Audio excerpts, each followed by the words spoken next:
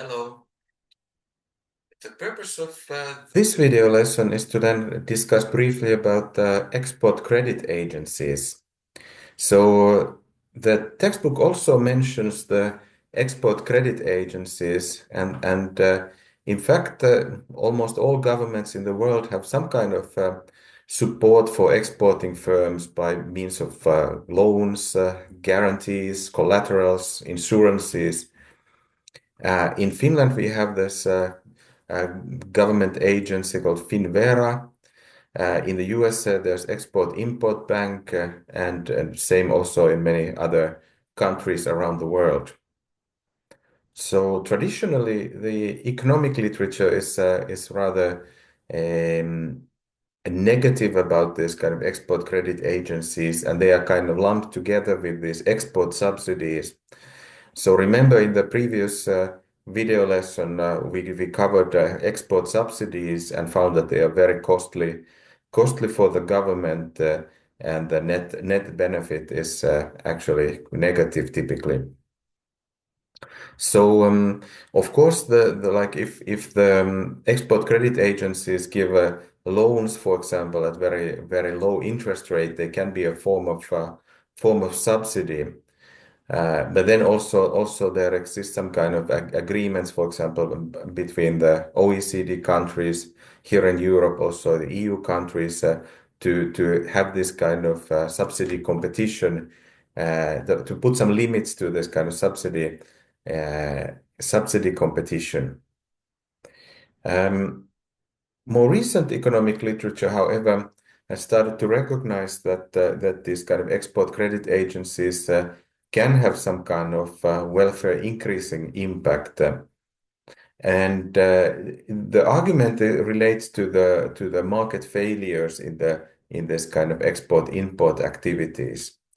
So on this slide, on the bottom part of the slide, I took as an example, there is this world's largest cruise ship named Icon of the Seas, which was built, in fact, in the Meyer Turku shipyards in Turku in Finland. And if you think about this kind of enormous project of building that kind of cruise ship to be then taking into use in another side of the world, then obviously there is a huge risks involved in that kind of projects. So obviously importers, they face a risk that the delivery of goods gets delayed, especially if we talk about such kind of massive cruise ship project, or the quality of the goods is not what was agreed upon. And there's also risk that there's ordered goods never actually arrive. On the other hand, the exporters also face a lot of risks. For example, that the buyer simply doesn't pay the agreed price after receiving the goods. And then finally, both importers and exporters, they face risk from the government. For example, they might become victim of crime or government corruption. There can be political risks, macro risks, all sorts of risks, and these risks tend to accumulate as the size of the project increases and becomes more complicated.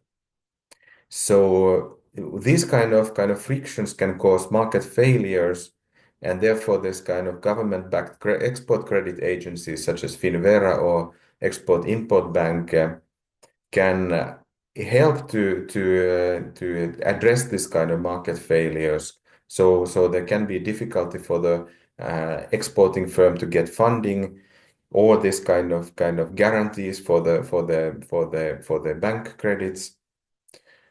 And also one reason why this kind of government export credit agencies may be useful is that if this kind of whatever types of risk realize, then a government institution has more leverage to renegotiate the contract, perhaps with the help of the foreign government as well.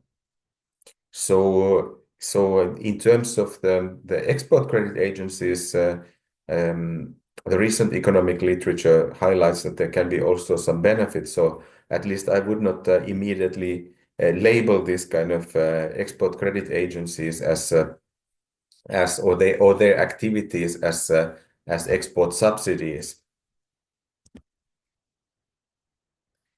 So in the last video lesson of this theme, then I will talk about the domestic monopoly and trade barriers. See you then.